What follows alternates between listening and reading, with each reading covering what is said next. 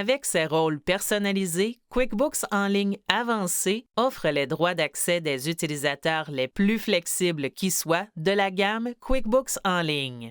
Les rôles aident à protéger vos données en simplifiant la personnalisation de ce que vos collègues peuvent voir et faire. Voyons comment créer un utilisateur et un rôle personnalisé. Pour commencer, sélectionnez Paramètres, Gérer les utilisateurs. Notez que seul un administrateur peut créer des utilisateurs et des rôles personnalisés. Sélectionnez l'onglet Rôles. Chaque rôle comprend des autorisations qui déterminent ce que l'utilisateur peut voir et faire dans QuickBooks. Vous pouvez choisir parmi les rôles prédéfinis ou créer vos propres rôles. Une fois que vous avez configuré un rôle, vous pouvez l'assigner à de nouveaux utilisateurs, à des utilisateurs existants ou à plusieurs utilisateurs. Si vous souhaitez changer les autorisations, vous pouvez simplement modifier le rôle au lieu des autorisations de chaque utilisateur. Commençons par créer un rôle.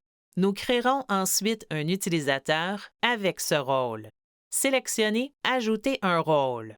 Par exemple, notre entreprise compte plusieurs estimateurs qui doivent uniquement créer et soumettre des devis.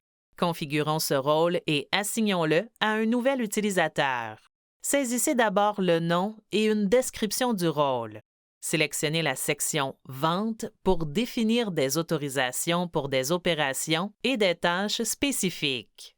Si vous utilisez la fonction « Lieu » pour gérer les ventes par emplacement, magasin, département ou autre, vous pouvez choisir ici les lieux auxquels le rôle a accès. Configurons ce rôle pour qu'il ait un accès complet au devis pour tous les emplacements et à aucune autre fonction liée aux ventes. Notre estimateur n'a pas besoin d'accéder à dépenses, mais vous pouvez lui donner cet accès ou lui permettre d'accéder aux factures ou aux chèques uniquement.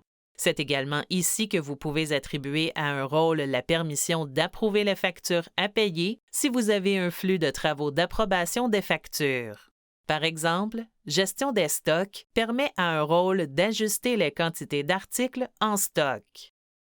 Liste autorise le rôle à consulter, créer, modifier et supprimer des clients, des fournisseurs ou des employés.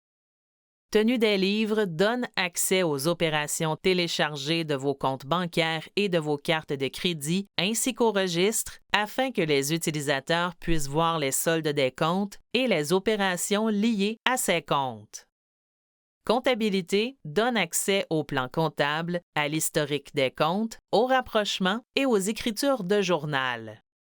Les rapports et les tâches liées à paye sont très sensibles. Soyez prudent avant d'autoriser leur accès. L'accès à rapport est également très délicat. Si vous voulez qu'un rôle puisse saisir ses heures travaillées, donnez-lui la permission suivie des heures travaillées.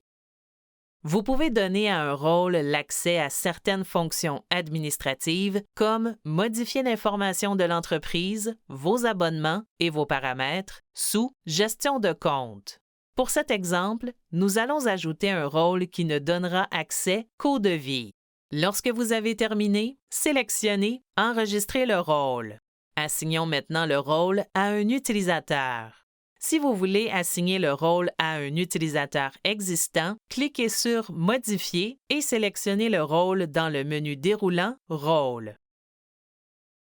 Pour configurer un nouvel utilisateur, sélectionnez « Ajouter un utilisateur ». Saisissez son prénom, son nom et son adresse de courriel. Sélectionnez le rôle que vous voulez lui assigner. Lorsque vous avez terminé, sélectionnez « Envoyer une invitation ». Ce nouvel utilisateur n'aura accès qu'au devis dans QuickBooks.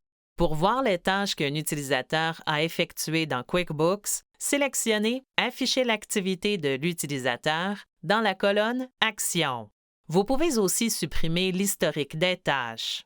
Si vous êtes l'administrateur principal et l'utilisateur est un administrateur de l'entreprise, vous pouvez en faire l'administrateur principal en sélectionnant « Changer l'administrateur principal ». Pour modifier des rôles, sélectionnez l'onglet « Rôles ».